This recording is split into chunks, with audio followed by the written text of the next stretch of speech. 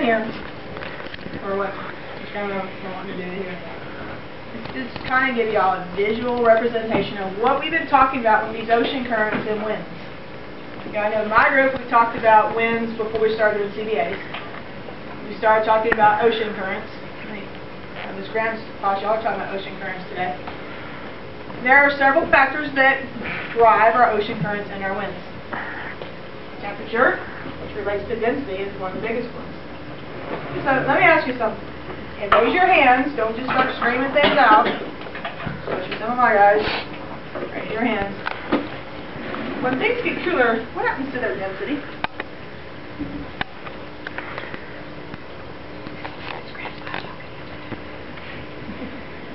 What happens to density?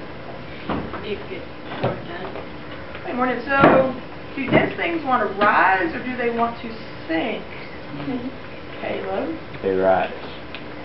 Oh, do they rise? No, they sink. Cold things are going to sink. So I have room temperature water in my plume right now. And it's just, water from the water faucet over here, so it's nice and room temperature. Sure. What do they think it's more than? That's more than we've been having. Is it warm? Okay. It just doesn't look like much. Alright, so this is nice cold water. You can kind of see the condensation on the outside here, the ice in there. When I pour the cold water in, where do you think it's going to go, Tristan? It's going to go up, down. Don't be afraid to use your lips. Let's see where the cold water goes. See if our prediction is right.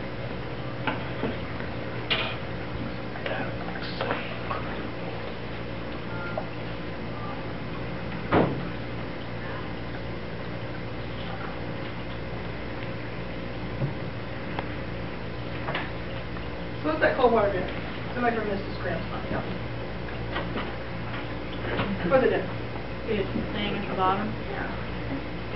What do you think's going to happen to the hot water? You right here in the chair. Me? Yeah, what do you think the hot water's going to do? I think it's gonna float above the water. What do you think's going to happen when I put the red water in here with the rest of this stuff? Joey. Float. And somebody said make purple? Make purple. Let's see. It's warm. I'm kind of wishing I had That's nasty. I see purple. It's floating. It's just colored water. Oh. Sweet lemonade. Where'd the hot water go? To the top.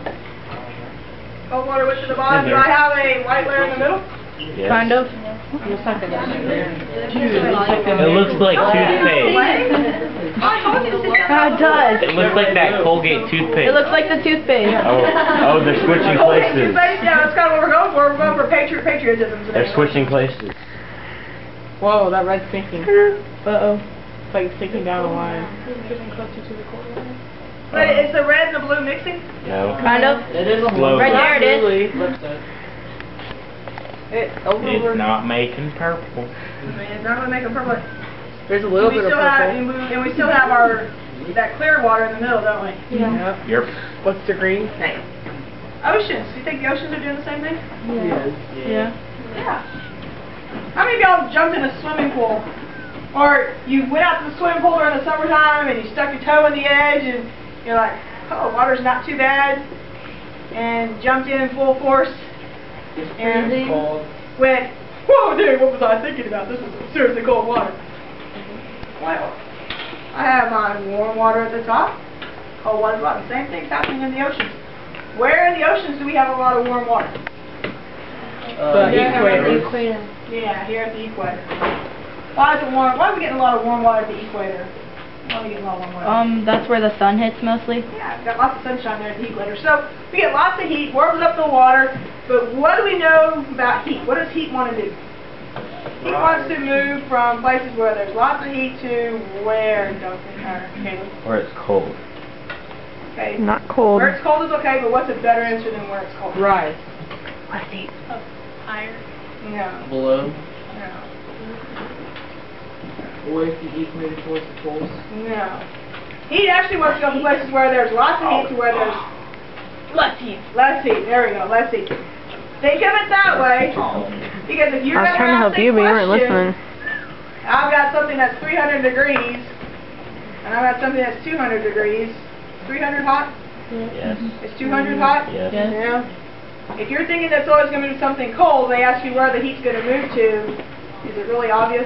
Yes. Yeah. Because you're probably going, oh, this is hot and this is hot. The heat's not really going anywhere. They're both hot. If you think more heat to less heat, it'll keep you out of trouble. Or it could go the other way, and it could be like negative 40 degrees to negative 50 degrees, which way it moves. So just think of more heat to less heat. Alright, so I have all this hot water here at the equators. It wants to move towards the poles where it is cooler. And it does. We have our surface currents, wind help blows it up to the equator. Well, what happens if I keep pushing water up to the equator? Does that mean, towards the poles? Does that mean I have nothing left at the equator? No. No. And if I take my water and if I try pushing it, can I push it all to one end? No. Purple. And now I'm making purple water on it. Yeah. That's awesome. But as I push the water, I can get a little bit of an increase in front of my hand here. But eventually, what does it do? Just goes right back. Yeah, it's filled in behind me. Think the same thing's happening here in the ocean? Yeah. Can I just take all the water from the equator and have it move towards the poles? No. No. It starts to fill up here and it's got to come back, doesn't it? Well, which water is going to come backwards now that I mixed it up? They're coming back. Is it going to be the hot water or the cold water? Cold water. Cold water. Cold water. Deep water currents are most of your cold water. They're moving the water from the poles back to the equator. And then the cycle starts again. It gets warm, comes to the surface, goes to the poles, and comes back. Alright, as the water is moving north, it says it's getting cooler. What else happens to warm water? As we move north, we're getting cooler because we're releasing our heat, but if I keep boiling my water over here, what happens to the water? It gets hotter and hotter until it finally does what? Bubble. Boil. Evaporate. Oh. Whoa. Well, if I've got a bunch of salty water in here and I evaporate all the water out, what's happening to the water that's in there? It's getting what? Cooler. How much salt? Talk about the salt. It's gotta be just salt. Yeah, it's going to get saltier and saltier and saltier and saltier, right? Because just, it rains and the rivers and lakes dump water into our oceans. It brings all those minerals, so we're adding salts all the time. And then as it evaporates, it's going to get saltier and saltier. Well, let's switch from hot and cold water, which is really purple now.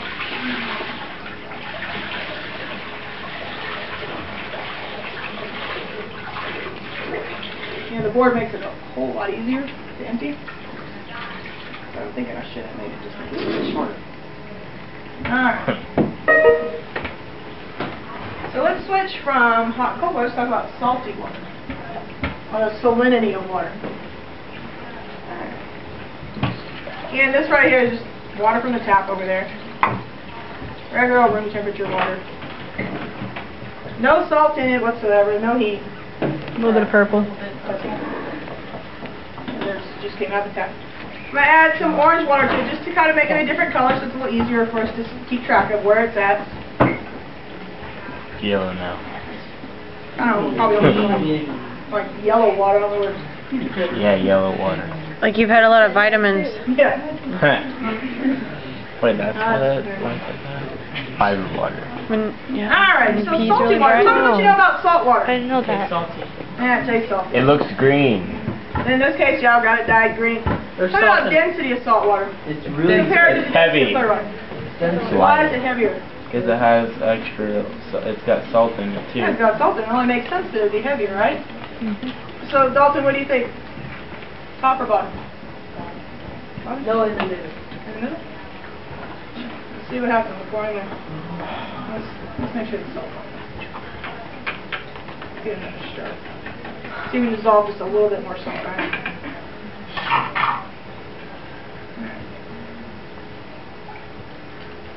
Where's the green water gonna go? Everywhere. Bottom. Looks like a cloud of fog, like taking over the whole yellow thing. It's going to the bottom, like I saw. You're right, first half. I'll say I was really impressed with it did show up in the middle. Really, gosh, it looks like a lava. It's a snake. Did it mix with the yellow water? No, no. Nope. It pretty much just stayed there on the bottom, didn't it? That thing over there isn't moving. It's just like a big pile of green water. Yeah. So anyway, it's got a little buffer It's zone in slowly here, so moving. that way it doesn't just go out real fast. It go like this. It kind of lets it slowly come through so we can see it. So tell me what you think about the cold water coming back from the poles. It's salty. Yeah, it's real salty. And it's cold. So it's a lot heavier, it's a lot denser. And it definitely is sinking to the bottom. It's very salty water. The stuff above it is the warmer, less salty, less dense water. Same thing's happening in the air. Okay, you have cold air sinks, warm air rises. When you're hot and you're trying to sleep at night, and you're in a 2-story house, is it better to sleep downstairs or upstairs? Downstairs. Upstairs. Why is it better to go Upstairs. downstairs? Because it's cooler. Yeah, the cool air sinks and the hot air rises, so especially during the summer, if you're having trouble sleeping because it's hot, and maybe your air conditioner unit upstairs isn't working, go downstairs. Used to be they built houses with one air conditioning unit, and people who had 2-story houses often had problems with the downstairs is always way too cold, and the upstairs is way too hot. And to get downstairs to be comfortable, they'd have to turn the air conditioner on so doggone cold that it's too cold downstairs, and make it comfortable upstairs. And then during the winter, you have to sit the opposite problem. To get the upstairs to not be hot, it's really, really cold downstairs because you're turning the heat on really low because it keeps going up. So hot air is always going to rise and cool air sinks. Now, last class fair thing was somebody asked me, well, when I climb up a mountain, it's not getting any hotter, it's actually getting cooler. What's happening when it's up a mountain? Higher altitude. Way high. Too hot. Cooler in the air. Yeah, it's cooler as you go up, but why? I mean, if hot air is rising, then how come when I go up top of these mountains? Because gravity keeps heat on Earth. What do you think? Because there's less air there, because the atmosphere is thinner the higher you go up, and the Maybe she's hunting on there. She says there's less air, it's thinner. Why is it thinner? Because there's not as much heat. There's not as much atmosphere. Well, if you look at the little, if you look at the little world here with the atmospheres, forgot the magazine. If this is one layer of atmosphere, what size is that circle compared to this one? Thicker.